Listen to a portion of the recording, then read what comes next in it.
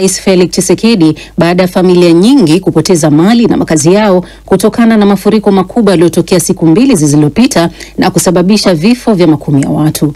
Hadi jana kulikuwa na madai kwamba baadhi ya watu wamekwama kwenye nyumba zao na hakuna msaada wanaopata. Zaidi kuhusu hilo mwenzangu Rashid Chilumba amezungumza muda mfupi uliopita na msemaji wa Rais Tshisekedi Tina Salama, na kwanza amemuuliza kuhusu idadi ya watu waliopoteza maisha kwenye janga la mafuriko.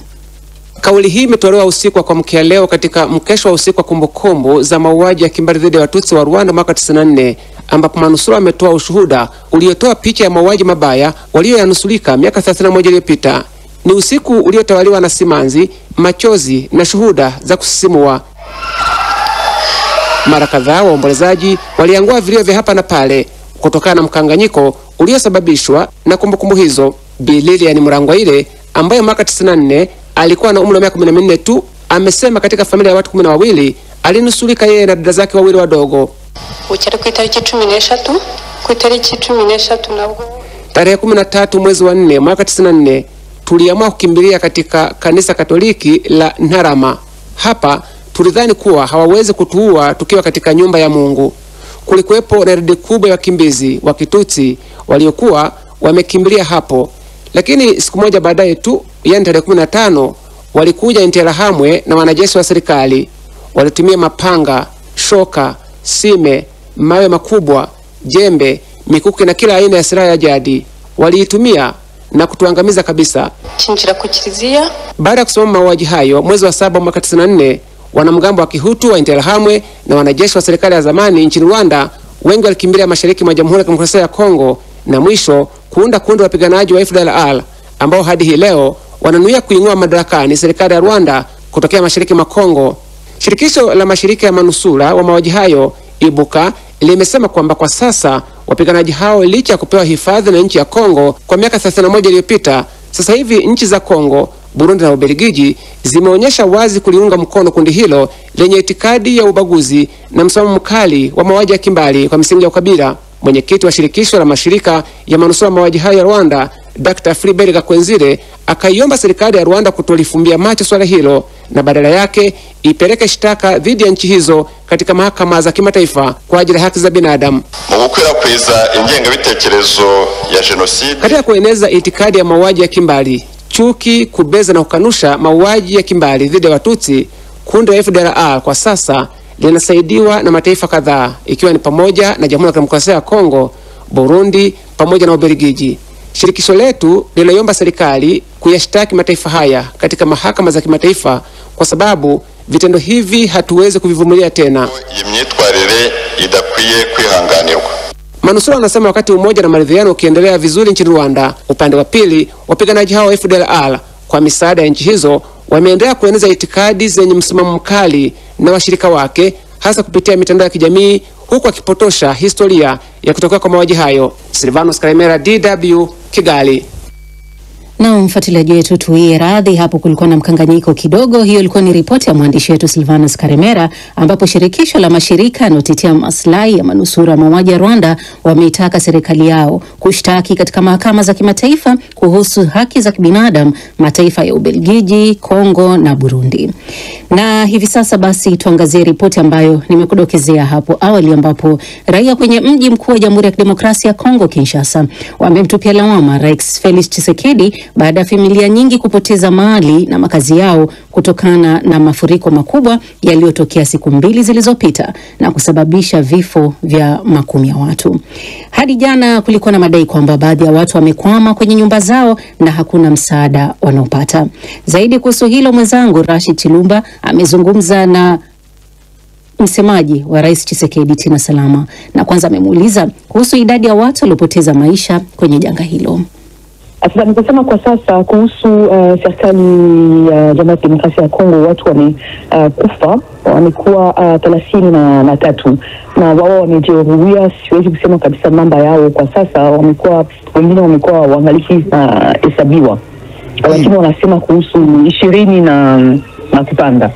Na hadi sasa serikali mmefanya nini kuwasaidia wale walioathiriwa na mafuriko?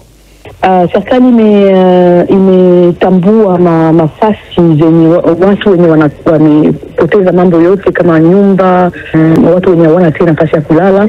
Na kwa sasa watu wengi wamekuwa kwa hiyo wanaita stadium Tata Rafael, wengi kabisa wamekwenda hapo, na wale waliofika pale wa kwanza wanawapatia mavazi, maji, ni kusema chakula na madawa. Wale wamekuwa wagonjwa, wale wamejeruhiwa, wale wenye wamekuwa katika center ya matunzo wamewakamata, wamewapeleka pia kwa hospital ili waangalie waone namna gani wanaweza kuwasaidia. Kuna ripoti zinasema bado wako watu wamekwama kwenye nyumba zao na hadi sasa hawajaokolewa. Ni kweli? Hapana, hiyo kabisa ni kwa uongo. Hiyo siku ya kwanza, hiyo siku mvua imenyesha nyingi sana. Kwa kweli umepitikana muda kidogo mbele serikali ipite ikuje kuwasaidia, lakini tumeona jeshi la Jamhuri ya Kidemokrasia ya Kongo wamekwenda kuwasaidia. Jinsi maji ya mvua imekuwa nyingi sana na kukua hata jinsi ya kufika kwa nafasi zingine, lakini jeshi imekuja na magari hizo za kabambi kabisa, truck, wamekwenda kuwasaidia, wamekwenda kutosha wengine pale. Utakuona kama tuna watu leo kwa siku ya leo wenye waangali wanahangaika. Hapana. Tuliona video zinawaonesha watu wakihangaika kujiokoa wenyewe na watu wakawa wanajiuliza vikosi vya uokoaji Kongo vilikuwa wapi? Hiyo imekuwa siku ya mvua. Mvua imeanza kunyesha usiku mzima. Sasa watu wengine walikuwa wanabana ngambo moja, wengine ngambo nyingine.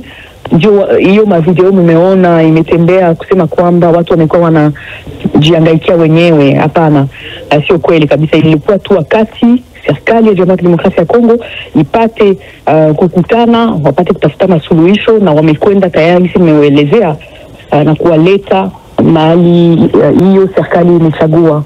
Baadhi ya waathirika wa janga hili wanamlaumu Rais Felix Tshisekedi, wanasema amewatupa mkono. Unasemaje? Hapana kabisa. Jana kwanza rais mwenyewe Bwana Felix Tshisekedi amekwenda kuwasalimia jana, kuwatembelea, kuambia kwamba tuko pamoja, kwamba hata waachilia, na amesema wawaletee kwanza msaada hiyo ya lazima ya kwanza. Wamewaletea mavazi, wamewaletea chakula, wamewaletea madawa, na amewaambia kwamba yeye mwenyewe rais wa nchi atakamata hiyo mambo kabisa, na watafanya hiyo mkutano kuona namna gani kusaidia wale watu, na amekwenda hata kwa hospital kuona wale wenye walijeruhiwa. Ni mazungumzo hayo kati ya mwenzangu Rashid Chilumba na msemaji wa Rais Tshisekedi Tina Salama kuhusu janga la mafuriko nchini Kongo. Na mvutano wa kidiplomasia umezuka kati ya mataifa ya Mali, Burkina Faso na Niger dhidi ya Algeria, ambayo hivi karibuni iliangusha droni ya Mali ikidai iliingia kwenye anga yake. Tawala hizo tatu za kijeshi zimekiita kitendo cha Algeria kuwa kisichofaa na kilichokiuka sheria ya kimataifa. Emmanuel Lubega na ripoti kamili. Mgogoro wa kidiplomasia kati ya Algeria na muungano wa mataifa matatu yanayotawaliwa kijeshi ya Sahel, yani Burkina Faso, Mali na Niger, unatishia shughuli za safari za ndege baada ya nchi hizo kuzifungia ndege za Algeria kuruka kwenye anga zao, huku nchi hiyo ya Algeria ikichukua uamuzi kama huo kujibu, sambamba na nchi zote kuwaita mabalozi wao kutoka Algeria. Mvutano ulianza pale Algeria ilipodungua droni za jeshi la Mali kwenye eneo la mpaka wake katika mji wa Tine za Watine mwishoni mwa mwezi Machi mwaka huu. Kwa upande wake Algeria ilitaja kitendo chake kuwa hatua ya kulinda anga zake, lakini Mali inasema kitendo cha Algeria hakikuwa na msingi na kimekiuka sheria za kimataifa. Raia kadhaa wa mataifa ya Mali na Niger wana maoni mseto kuhusu mzozo wa kidiplomasia ambao umezuka kati ya muungano wa mataifa hayo unaoitwa AES dhidi ya taifa la Algeria. Kulingana na baadhi ya raia nchini Mali, kitendo cha Algeria kilikuwa cha uchokozi. Mkazi mmoja wa Bamako nchini Mali ameikosoa Algeria akielezea kuwa ufafanuzi wake wa kudungua drone hiyo hautoshelezi. Mali ina haki kupinga kitendo hicho, na hata mimi mwenyewe ninakipinga kama raia wengine wa Mali. Shida ambazo tumekuwa tunakabiliana nazo kwa zaidi ya miaka 10 ni kuamini kwamba Algeria ilikuwa taifa rafiki kwa Mali, lakini hivi karibuni tumeanza kuthibitisha ukweli. Naiunga mkono hatua ya kuwaita mabalozi wetu nyumbani. Lazima Algeria itoe ufafanuzi wa kutosha.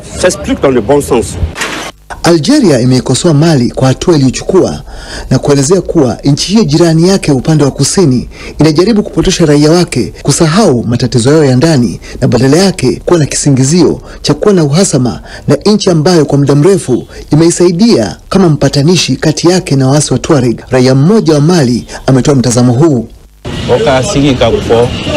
Nadhani pande zote mbili zinatakiwa kufanya mazungumzo na kuja na suluhu ya amani kuhusiana na hali iliyopo. Tunazo shida nyingi kwa sasa, na kutokana na hali ilivyo kaskazini mwa nchi tunatakiwa kuepusha mzozo mpya na Algeria.